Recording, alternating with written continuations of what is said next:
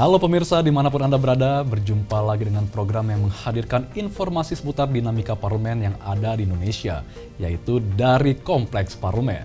Dan selama 30 menit ke depan kami akan menghadirkan informasi seputar lembaga legislatif yang ada di Kompleks Parlemen Senayan, yaitu MPR RI, DPR RI, dan juga DPD RI. Tentu saja bersama saya, Anggun Akturini, dan rekan saya. Saya Zai Ulbar, dan langsung saja pemirsa, berikut adalah beragam berita yang telah kami himpun dari Kompleks Parlemen.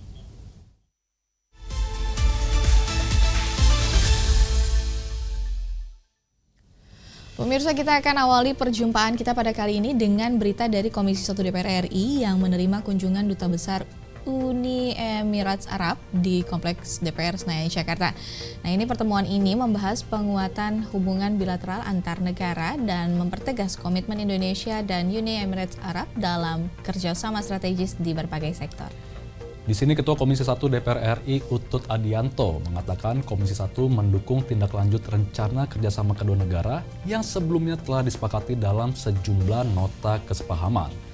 Ia menilai perkembangan pesat Uni Emirat Arab merupakan contoh penting bagi Indonesia, khususnya semangat persatuan yang mendorong kemajuan negara. Berikut informasi selengkapnya. Menerima kunjungan Duta Besar Uni Emirat Arab di Kompleks DPR Senayan, Jakarta, Ketua Komisi 1 DPR RI Utut Adianto membahas penguatan hubungan bilateral antar negara dan mempertegas komitmen Indonesia dan Uni Emirat Arab dalam memperdalam kerjasama strategis di berbagai sektor. Utut Adianto mengatakan, Komisi 1 DPR mendukung tindak lanjut rencana kerjasama kedua negara yang sebelumnya telah disepakati dalam sejumlah nota kesepahaman. Ia menilai perkembangan pesat Uni Emirat Arab merupakan contoh penting bagi Indonesia, khususnya semangat persatuan yang mendorong kemajuan negara, terutama di sisi ekonomi dan pariwisata. Uni Emirat Arab ini terdiri dari 7 keemiran, mereka bisa bersatu, tidak bersaing, tapi bersaing dalam kebaikan. Semuanya bersatu, mereka baru merdeka di tahun 71, tapi sekarang melesat. Turisme mereka sampai 60 juta orang, bayangin. Jadi kita tadi juga banyak belajar, kita juga saling bertukar pengalaman, mudah-mudahan ini bisa kita sampaikan kepada mitra-mitra kita. Sementara itu, Duta Besar Uni Emirat Arab Abdullah Salem Al-Daheri mengatakan, Indonesia merupakan negara sahabat dan mitra strategis yang terus berkembang secara positif. Ia berharap keduanya bisa meningkatkan hubungan bilateral dan multilateral. And we wanted to work together, not only in Indonesia but also elsewhere, where we talk about bilateral, we talk about multilateral and trilateral as well. So any opportunity that come and arise that we can really conduct an area of cooperation, it will be very helpful and it will be always, well received by the United Arab Emirates. Dodi Muharam, TVR Parlemen, melaporkan. Uni Emirat Arab memang bisa menjadi salah satu contoh untuk kemajuan negara pada sektor ekonomi dan juga pariwisata di Asia, ya. Ya, betul sekali Anggun, sebuah negara yang awalnya nih hanya gurun bisa menjadi negara yang sangat modern. Dan ini bisa kita jadikan contoh. Tapi ada tapinya nih, kita harus bebenah diri dulu, kebiasaan yang buruk harus dihilangkan. Yep.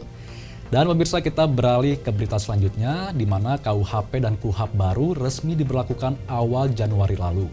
Komisi 3 DPR RI memastikan aparat penegak hukum mampu menerapkan kedua aturan pidana tersebut tanpa kesalahan atau multitafsir.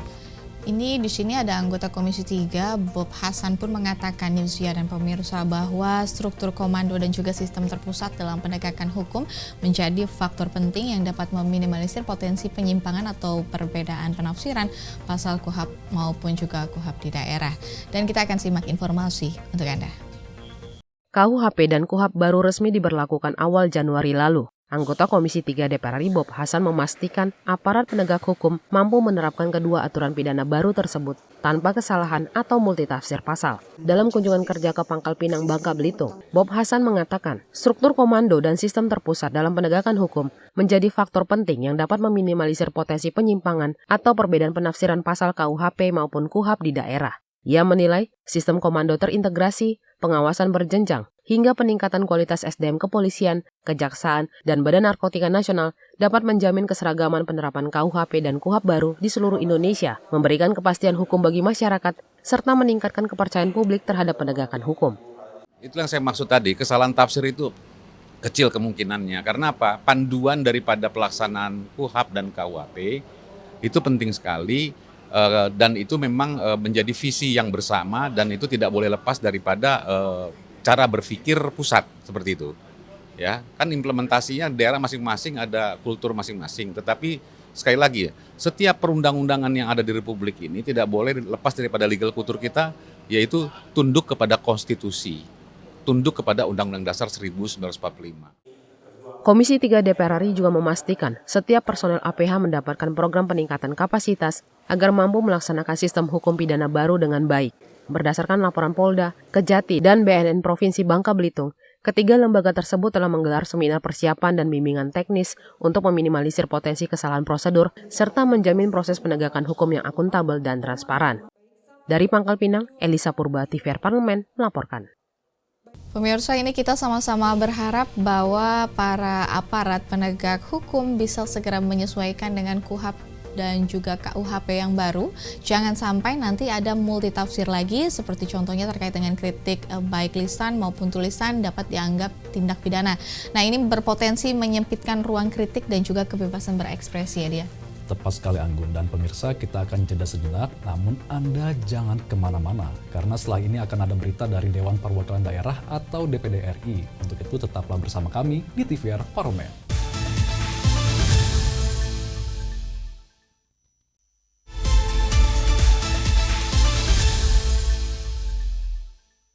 Kembali lagi pemirsa di program dari Kompleks Parlemen, kita kini masuk ke segmen informasi dari Dewan Perwakilan Daerah atau DPD RI. Dan pemirsa, kali ini ada berita dari Komite 1 DPD RI inginkan pemerintah melalui Komdigi agar mengakselerasi percepatan transformasi digital khususnya di daerah.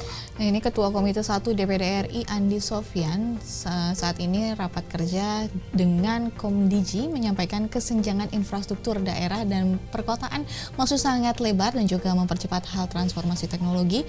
Diharapkan pelayanan publik menjadi semakin cepat. Lalu lebih lanjut, Komite 1 juga akan terus melakukan pengawasan hal keamanan data dan juga pengamanan ruang digital dalam implementasi transformasi digital yang dilakukan oleh Komdigi saat ini, dan kita akan simak bersama informasinya. Komite 1 DPD RI gelar rapat dengar pendapat umum bersama Kementerian Komunikasi dan Digital Republik Indonesia di Jakarta. RDPU tersebut membahas pengawasan kebijakan transformasi digital dan komunikasi publik di daerah. Agenda ini berkaitan dengan penguatan infrastruktur, SDM digital, dan kolaborasi pusat dan daerah dalam mendukung pembangunan nasional.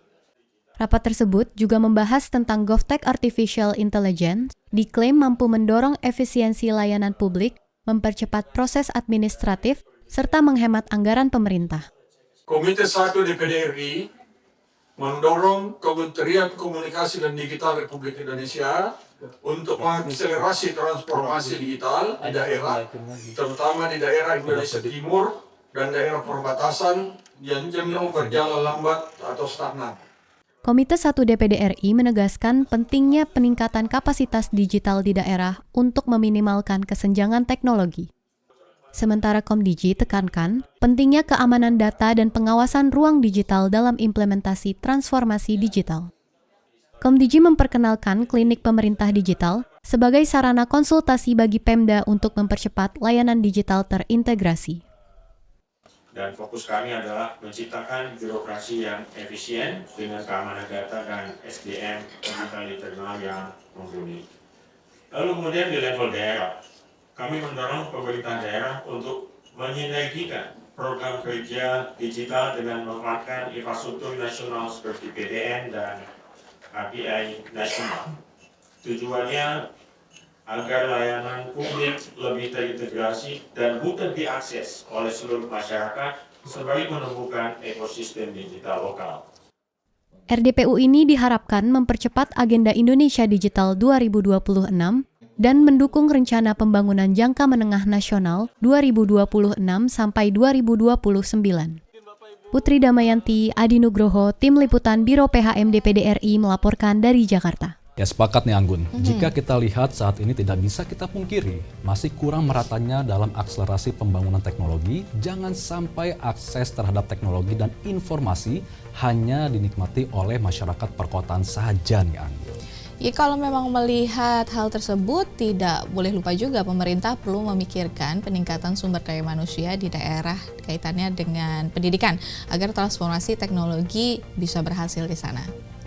Dan pemirsa, kita akan beralih ke berita selanjutnya, di mana ada berita dari Komite 3 DPD RI di Bali yang membahas pentingnya pembentukan perda dalam perlindungan budaya dan bahasa daerah.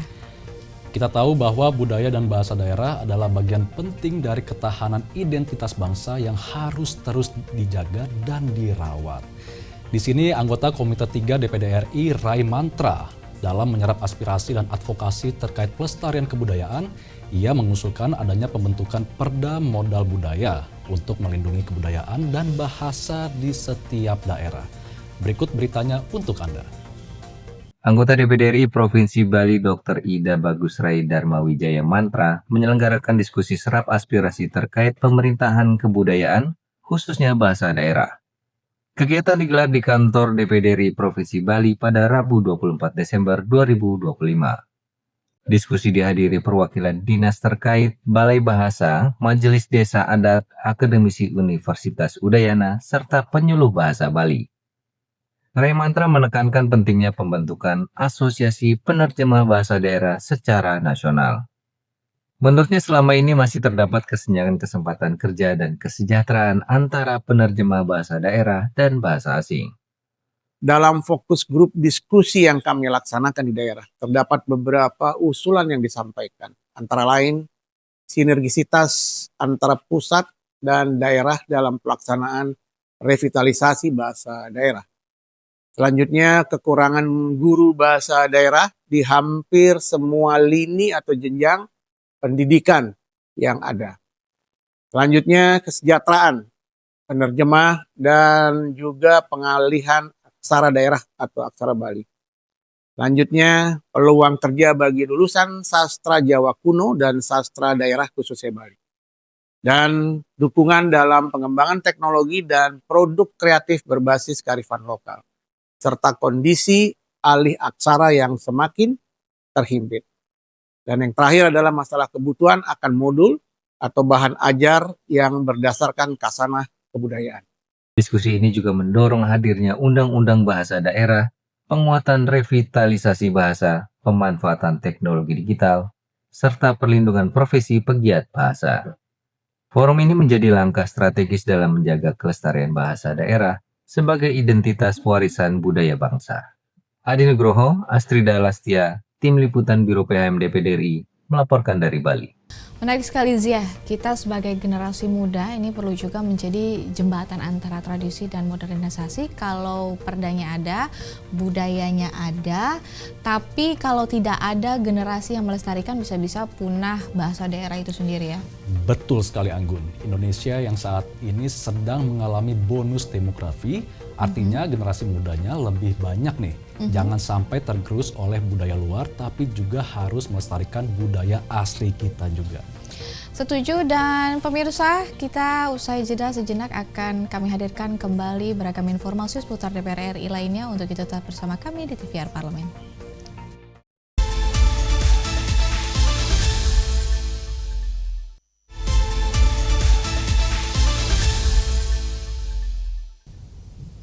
Saat ini Anda masih bersama kami di program dari Kompleks Parlemen, dan pemirsa, kali ini ada berita mengenai Komisi 2 DPR RI yang mendorong pembentukan badan khusus urusan BUMD melalui rancangan Undang-Undang BUMD.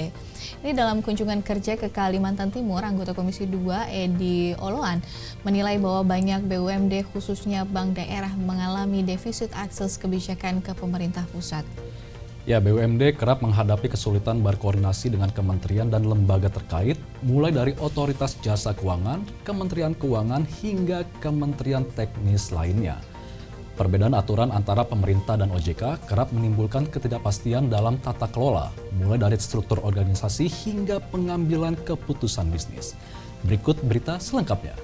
Untuk mengatasi berbagai hambatan struktural yang selama ini menghambat kinerja dan pengembangan badan usaha milik daerah di daerah, Komisi 2 DPR RI mendorong pembentukan Badan Khusus Urusan BUMD melalui rancangan Undang-Undang BUMD. Dalam kunjungan kerja ke Kalimantan Timur, anggota Komisi 2 DPR RI Edi Oloan Pasaribu menilai banyak BUMD khususnya bank daerah mengalami defisit akses kebijakan ke pemerintah pusat. BUMD kerap menghadapi kesulitan berkoordinasi dengan kementerian dan lembaga terkait, mulai dari Otoritas Jasa Keuangan, Kementerian Keuangan, hingga kementerian teknis lainnya. Tercatat, banyaknya tumpang tindih dan multitafsir regulasi yang membelit BUMD, khususnya di sektor perbankan daerah. Perbedaan aturan antara pemerintah dan OJK kerap menimbulkan ketidakpastian dalam tata kelola, mulai dari struktur organisasi hingga pengambilan keputusan bisnis. Kami sebagai Komisi 2 menginventarisir masalah, mendengar masukan dari teman-teman Kaltim-Tara supaya ini menjadi matang dan kita persiapkan RUU-nya sesuai dengan kebutuhan. Dan kami juga tadi diskusi panjang lebar bahwa bagaimana Kaltim-Tara ini juga bisa belajar banyak hal dengan Bank Kaltim yang lain, bank daerah yang lain. BUMD tidak bisa terus dituntut mandiri dan berkontribusi terhadap pendapatan daerah jika tidak didukung sistem kelembagaan yang kuat. Oleh karena itu, pembentukan Badan BUMD di tingkat pusat diproyeksikan menjadi jembatan koordinasi lintas kementerian dan single window penyelesaian persoalan BUMD secara nasional. Dengan payung hukum rancangan Undang-Undang BUMD, diharapkan BUMD dapat menjadi mesin pertumbuhan ekonomi dan kemandirian fiskal daerah, terutama di tengah berkurangnya dana transfer pusat ke daerah. Dari Balikpapan, Kalimantan Timur, Fitiana Unila, TVR Parlemen melaporkan. Ya, semoga dengan dibentuknya Badan BUMD di tingkat pusat bisa menjadi jembatan koordinasi lintas kementerian nih, sehingga dapat menyelesaikan persoalan BUMD secara nasional. Ya, kalau memang hal tersebut harus dilakukan, persoalan koordinasi pusat dengan daerah memang sering terjadi sehingga terjadi hambatan pembangunan di daerah. Dan kita akan beralih ke berita selanjutnya, pemirsa, mengenai Parlemen berkomitmen untuk memperkuat landasan hukum, tata kelola serta transparansi dalam pengelolaan dana haji.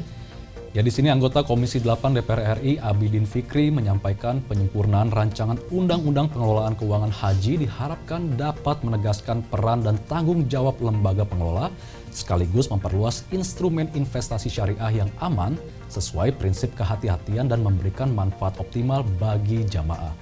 Berikut berita selengkapnya untuk Anda. Transparansi keuangan dalam penyelenggaraan ibadah haji penting agar ada asas keadilan bagi jamaah.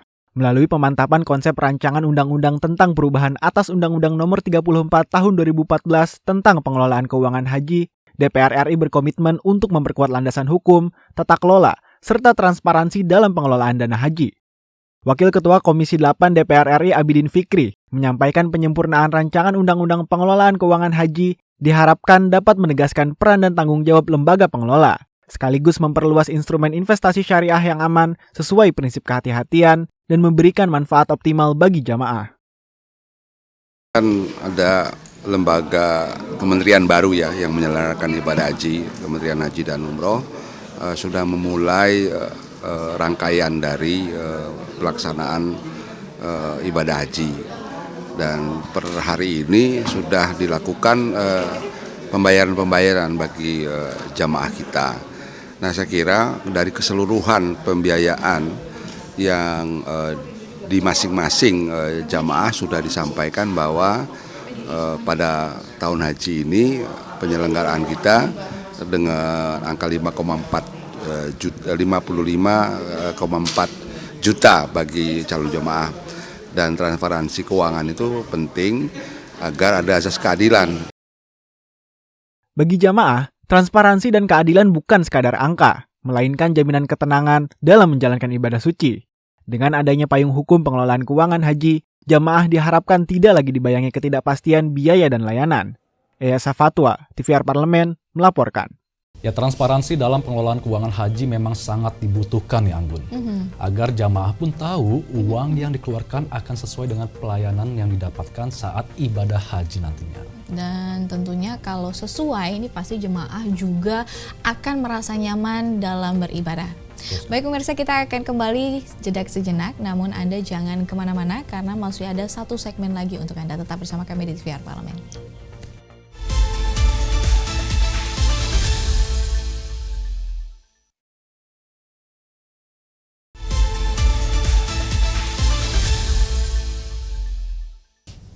Ya pemirsa, kita telah sampai di penghujung program dari Kompleks Parlemen. Menutup perjumpaan kita, dua informasi penting telah kami rangkum yang diawali dengan sorotan terhadap persiapan mudik lebaran 2026 pada akhir Maret mendatang. Ini menjelang arus mudik, Komisi 5 DPR RI mendesak pemerintah untuk mempercepat perbaikan infrastruktur jalan nasional. Nah, selain itu, aspek keselamatan transportasi perlu mendapat perhatian serius berkaca pada masih seringnya kecelakaan di perlintasan kereta api, serta kasus remblong pada kendaraan bermotor. Ya, sementara itu, anggota Komisi 5 Musa Rajeksa menekankan mitigasi titik rawan bencana dan akurasi data cuaca BMKG menjadi kunci utama mencapai target zero accident. Mari kita simak ulasan lengkapnya. Menjelang arus mudik Lebaran tahun 2026, Komisi 5 DPR RI menekankan pentingnya kesiapan infrastruktur jangka panjang, penanganan titik rawan bencana, serta akurasi informasi cuaca demi keselamatan pemudik. Evaluasi penanganan Natal dan Tahun Baru menjadi dasar bagi Komisi 5 DPR RI agar lebih siap menghadapi lonjakan arus mudik pada Lebaran mendatang. Anggota Komisi 5 DPR RI Musa Rajeksa menyoroti penanganan titik rawan bencana seperti longsor yang kerap berulang terjadi di lokasi yang sama. Musa menekankan, aspek keselamatan transportasi perlu mendapatkan perhatian serius, berkaca masih sering terjadinya kecelakaan di perlintasan kereta api dan kasus remblong pada kendaraan bermotor. Ia mendorong agar koordinasi antar lembaga dapat ditingkatkan, guna menekan angka kecelakaan dan memberikan kenyamanan bagi seluruh pemudik. Kita kan setiap tahun mendapatkan seperti ini setelah selesai Nataru dan akan menghadapi Lebaran dari beberapa kementerian yang mitra Komisi 5. Tapi saya berharap tidak hanya sebatas laporan rutin tahunan, karena kita tahu setiap lonjakan arus lalu lintas itu di hari-hari besar seperti Nataru, Lebaran. Harusnya para kementerian ini lebih siap menanganin apa yang akan terjadi, bukan setelah terjadi. Contohnya bencana longsor di titik-titik berapa ruas jalan. Kita kan sudah tahu ini areal yang selalu berulang-ulang. Jangan karena mau hari besar terus baru dipersiapkan. Kita maunya ini sudah dipersiapkan jauh hari untuk jangka panjang. Musa Rajeksa meminta BMKG lebih progresif menyajikan informasi cuaca menjelang periode mudik Lebaran, agar masyarakat dapat merencanakan perjalanan lebih aman tanpa hanya bergantung pada aplikasi. Handoko, TVR Parlemen melaporkan. Persiapan mudik 2026 memang perlu perhatian ekstra karena ini terutama dalam memastikan kesiapan infrastruktur dan juga akurasi data cuaca. Ya, tepat sekali Anggun. Semoga dengan koordinasi Komisi 5 DPR RI dan pemerintah dapat meminimalisir resiko kecelakaan dan kemacetan di momen mudik Lebaran. Kita beralih ke informasi penting lainnya, pemirsa. Saat ini Komisi 4 DPR RI tengah mendorong langkah strategis untuk memperluas jaringan pasar produk pertanian lokal. Dalam kunjungan kerja di Karanganyar, anggota Komisi 4 Subagio menyoroti persoalan kompleksitas rantai pasok produk lokal, pemirsa, yang dapat memicu tingginya harga di tingkat konsumen namun memberikan keuntungan rendah bagi petani. Dan kini di sisi lain, standar pengemasan produk impor yang lebih efisien menjadi tantangan besar bagi komoditas domestik dalam menembus jaringan pasar modern. Oleh karena itu, Komisi 4 DPR RI mendorong pemanfaatan teknologi pendukung agar produk pertanian domestik memiliki daya saing tinggi dan mampu menguasai pasar modern. Berikut laporan tim liputan TVR Parlemen untuk Anda. Produk pertanian atau hortikultura lokal masih jauh tertinggal dari produk impor, baik dari segi keunggulan tampilan fisik, konsistensi kualitas, maupun harga yang seringkali lebih mahal. Anggota Komisi 4 DPR RI Firman Subagio menilai hal ini terjadi karena jaringan pasar dan rantai pasok produk lokal belum seefisien produk impor. Dalam kunjungan ke Karanganyar, Jawa Tengah, Firman Subagio menyebut kendala struktural membuat produk impor lebih disukai oleh pasar modern dan konsumen daripada produk yang dihasilkan petani lokal. Padahal, di wilayah tersebut terdapat berbagai produk hortikultura potensial seperti cabai, bawang putih, dan durian. Menurutnya, rantai pasok produk lokal seringkali terlalu rumit, sehingga harga di tingkat konsumen menjadi lebih mahal, sementara petani menerima hasil yang rendah. Selain itu, produk impor juga memiliki kemasan yang lebih baik, sehingga lebih mudah didistribusikan ke jaringan pasar modern. Memang duriannya sangat bagus karena ini durian-durian seperti Mesan King, kemudian ada lagi durian-durian jenis lainnya, itu potensial. Namun kalau kita tidak memiliki jaringan di pasar-pasar modern, itu akan sulit. Karena pasar modern biasanya itu lebih mengedepankan yaitu komoditi-komoditi hortikultura dari impor. Karena impor itu jauh lebih mungkin dari sisi cara mereka menjual itu brandingnya itu ya, kemasannya itu bagus gitu kan. Selain itu, Komisi 4 DPR RI mendorong pemerintah memperkuat hilirisasi sektor pertanian hortikultura tidak hanya pada aspek produksi, tetapi juga aspek pemasaran dan pemanfaatan teknologi pendukung bagi petani. Dari Jawa Tengah, Afif Anwar, TVR Parlemen melaporkan. Menarik sekali nih Anggun, ternyata persoalan harga pangan bukan hanya masalah stok saja nih, melainkan panjangnya rantai distribusi dari petani hingga ke tangan konsumen. Iya dong Zia, karena ini isu rantai pasok ini menjadi tantangan nyata bagi kemandirian pangan. Kita berharap juga dengan dukungan Komisi 4 dapat mendorong produk lokal untuk bersaing dan menguasai jaringan pasar modern. Ya, baik pemirsa, informasi tadi sekaligus menutup perjumpaan kita dalam program dari Kompleks Parlemen hari ini. Saya Zia Ubar dan juga rekan saya Anggun Akarini, pemirsa, mewakili seluruh kru yang bertugas pamit undur diri. Jangan lewatkan informasi akurat dan terpercaya seputar MPR, DPR, dan DPD RI pada episode selanjutnya. Hanya dari Kompleks Parlemen.